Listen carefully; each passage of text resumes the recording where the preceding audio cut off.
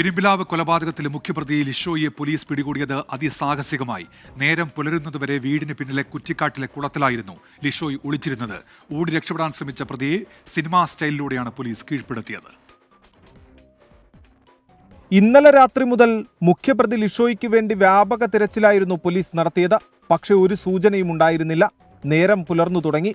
സമയം 6:10.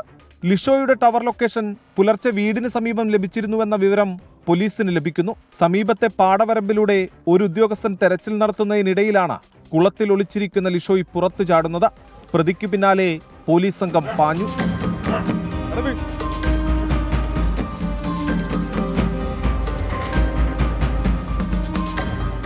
500 മീറ്റർ ദൂരം ഓടിയ ലിഷോയെ പിന്നീട് കണ്ടില്ല.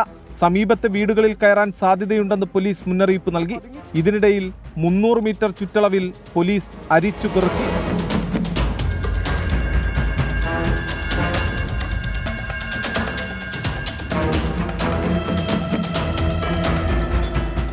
പോലീസ് കാടിളക്കി തെരച്ചിൽ നടത്തുമ്പോൾ സമീപത്തെ വീട്ടിലെ കട്ടിലിനടിയിൽ ഒളിച്ചിരിക്കുകയായിരുന്നു വീണ്ടും ലിഷോയ്. പോലീസ് സമീപത്തില്ലെന്ന് കണ്ട പുറത്തു ചാടി. പക്ഷേ പിടി വീണു.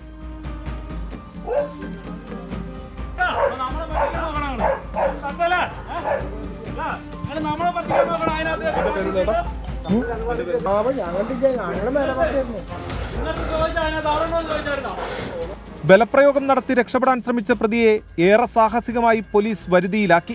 പ്രതിയെ മേഖലയിൽ അധികനേരം നിർത്തിയാലുള്ള സുരക്ഷാ ഭീഷണികൾ മുന്നിൽ കണ്ട പോലീസ് ഞൊടിയിടയിൽ പോലീസ് സ്റ്റേഷനിലേക്ക്.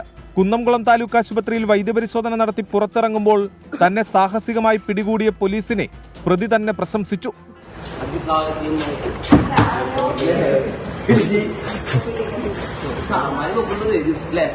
ഒരു രാത്രി ലിഷോയ് ചിലവഴിച്ചത് ഈ കുളക്കരയിലാണ്.